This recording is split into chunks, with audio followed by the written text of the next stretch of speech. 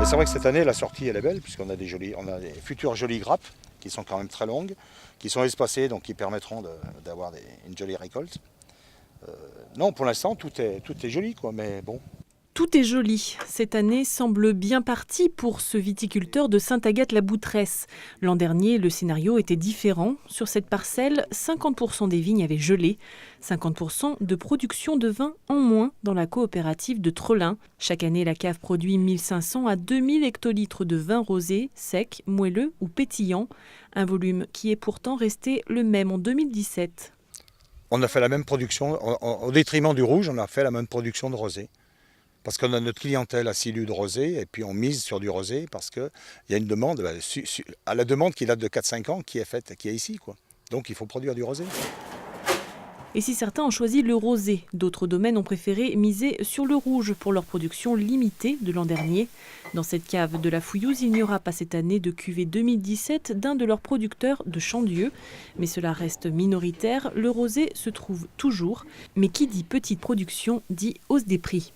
Aujourd'hui, il y a une demande internationale aussi qui est très forte au niveau des rosés, entre autres.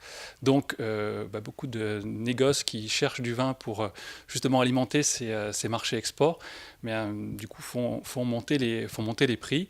Et sur certains vins, il va y avoir effectivement des mouvements spéculatifs et les prix vont monter. Mais ça ne concernera pas tous les domaines, tous les vins.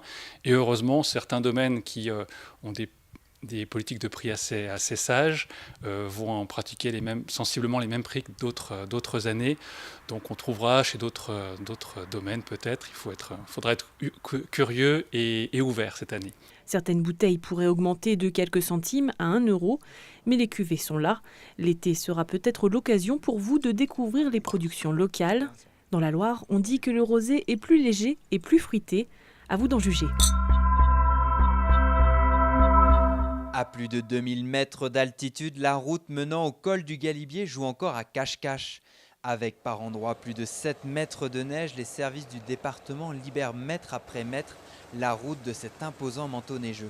Le déneigement cette année, on l'a abordé de la même manière que les années précédentes, à part que cette année on a eu vraiment un hiver très rigoureux, donc des quantités de neige beaucoup plus importantes que les années précédentes. Donc là où on est dans la partie au-dessus de nous, là on a 6 ou 8 mètres de neige. La partie où il y en avait vraiment le plus, c'est le mur qui est en aval où on se trouve et où quand je suis monté faire un premier repérage, on pouvait atteindre 10 mètres de neige à cet endroit-là. Au fur et à mesure des passages des machines, la route se dessine. Donc pour le déneigement, on a une dameuse devant qui dégrossit la couche de neige. Elle nous laisse à peu près 1 mètre, 1 mètre 50 environ sur la route. Et ensuite, nous, on mange ce qui reste avec la fraise. Quand ça va bien, on fait à peu près 600 mètres, on fait 100 mètres à l'heure, grosso modo. Cette année, le département a fait appel à une dameuse du domaine skiable voisin. En amont, elle vient en aide à la fraise pour abaisser le niveau de neige. Pour se repérer, des jalons de plusieurs mètres sont placés au bord de la route, mais parfois ils ne suffisent pas. Au départ, si vous voulez, ils ont matérialisé la route aussi par des perches. Donc les perches, on sait qu'elles sont à l'aval de la route. Et ils ont pris plusieurs photos de la route. La difficulté, c'est les derniers lacets là, qui sont en aval du tunnel. Là, on voit ce mur-là. Donc moi, je pars du départ et je suis le mur tout doucement. Petit à petit, les équipes de déneigement se rapprochent du tunnel. Mais les quantités de neige à certains endroits ne permettront pas l'ouverture du col du Galibier avant la première semaine de juin. À ce jour, seul le col de la Croix de Fer et celui du Mont-Cenis sont ouverts. Ce sera celui de Liseran à ouvrir le dernier.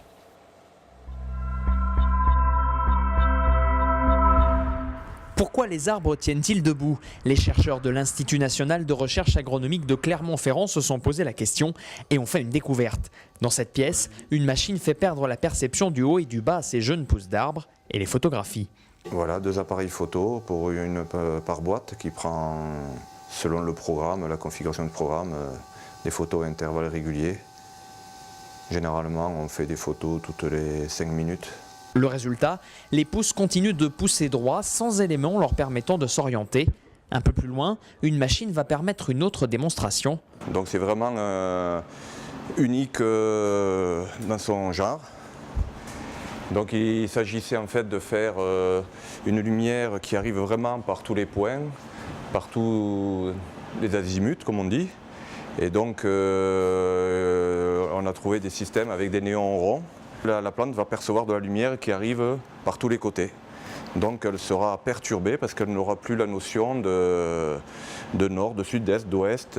Sans repère lumineux, placé à la verticale, la plante va continuer de pousser droit après plusieurs semaines d'observation.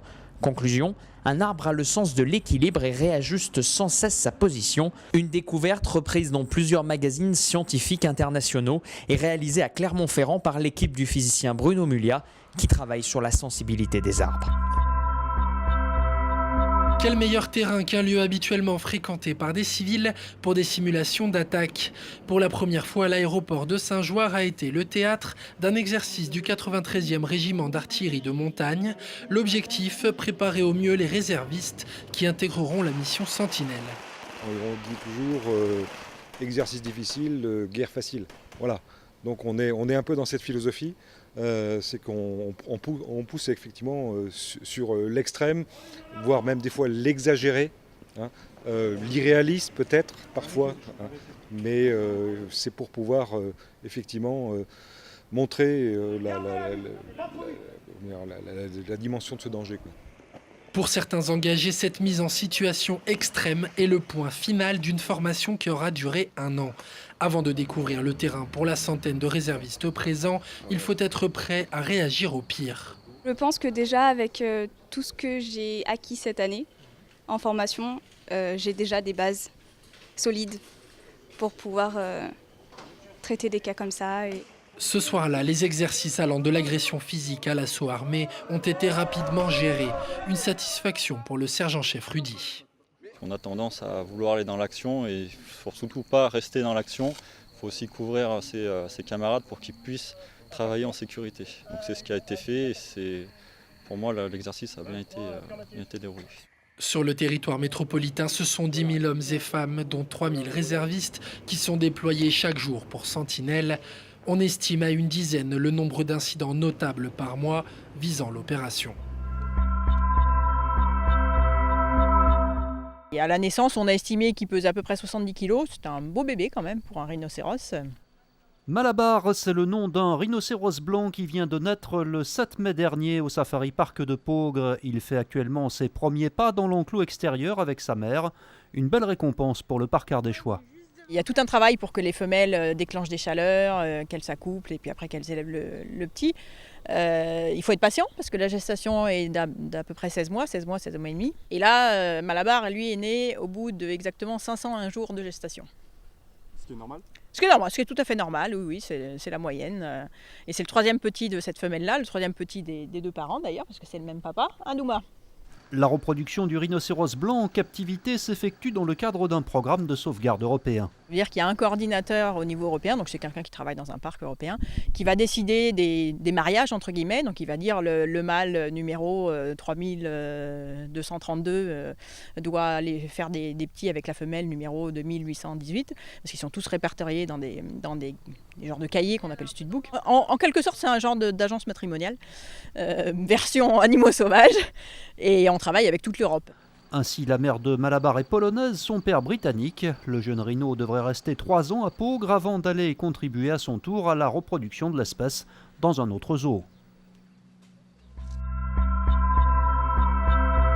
Journée coupe d'été pour les alpagas de Margerie-Chantagrey et des alentours. Avec les fortes chaleurs qui arrivent, les animaux doivent se séparer de leur parure d'hiver et celle-ci ne sera pas jetée, bien au contraire. Donc cette laine va être gardée et envoyée en filature qui va nous revenir en pelote de laine.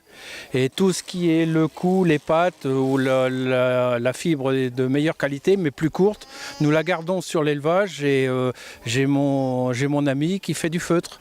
Donc elle fait des chapeaux, des écharpes, toutes sortes de choses en feutre avec la laine d'alpaga. Vous êtes sûrement habitué à différents types de laine, mais vous pourriez être surpris de celle des alpagas, de très bonne qualité et qui réserve surtout beaucoup de surprises. C'est une laine de très bonne qualité, elle est 3 à 4 fois plus résistante que la laine de mouton et plus chaude, tout en étant plus légère. Et dans la laine d'alpaga, il y a une petite particularité qui est commune à l'ours blanc, c'est-à-dire qu'il y a des bulles d'air dans les fibres. Et si vous avez un pull en laine d'alpaga, vous aurez très chaud, mais vous ne transpirerez jamais dedans. Cette journée permet de faire quelques soins à l'animal, mais également d'ouvrir les portes au public qui peuvent s'approcher au plus près des alpagas. Alpagas à ne pas confondre avec des lamas, même si quelques points se ressemblent. Ça fait partie de la même famille, les alpagas et les lamas. Ce sont des camélidés, tout comme les chameaux et les dromadaires. Si vous voulez, l'alpaga, lui, est réputé pour sa laine. Beaucoup plus que le lama qui, lui, sert de bas pour des randonnées.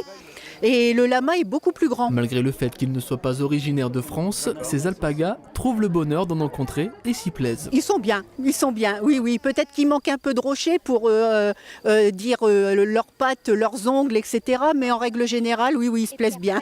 Avant les prochains événements durant l'été, enfants, parents et grands-parents ont donc pu partager un moment ensemble avec ces animaux. Et croyez-moi, ils sont beaucoup à en garder de bons souvenirs. Le stade Bachelard de Grenoble a mis son habit de lumière pour l'un des événements sportifs majeurs. Exit les buts de football et les poteaux de rugby pour faire place à la perche, au saut en longueur et autres disciplines de l'athlétisme. Pour Pierre Chevrier, président du GUC, le succès de cette journée n'est pas anodin. On a un plateau exceptionnel, si vous voulez. Si vous faites ça dans un meeting privé, il faut débourser des centaines de milliers d'euros pour avoir un plateau comme ça. Et c'est ça la magie des interclubs, c'est que les gens viennent défendre les couleurs collectivement de leur club et ils rendent service là où il faut rendre service. C'est ça qui est exceptionnel. Pour un interclub d'élite B de seconde division donc, les têtes d'affiche s'appellent Jimmy Vico, Mayedine Mekissi ou encore Bastien Ozeille. Une belle réussite mais surtout une preuve de l'engagement des champions avec leur club. Je gagne pas pour moi, je gagne pour l'équipe.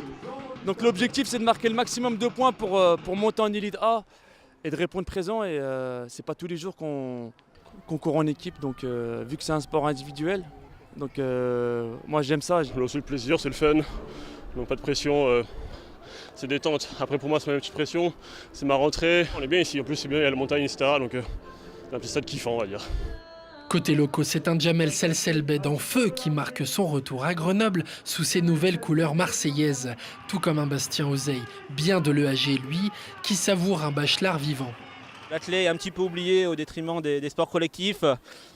C'est un bain clin d'œil d'avoir justement une finale élite ici. Et il faut que ça se reproduise mieux. Content d'être de retour à Grenoble, il y a du monde au stade, ça fait plaisir. C'est pas tout le temps le cas, donc c'est une belle fête.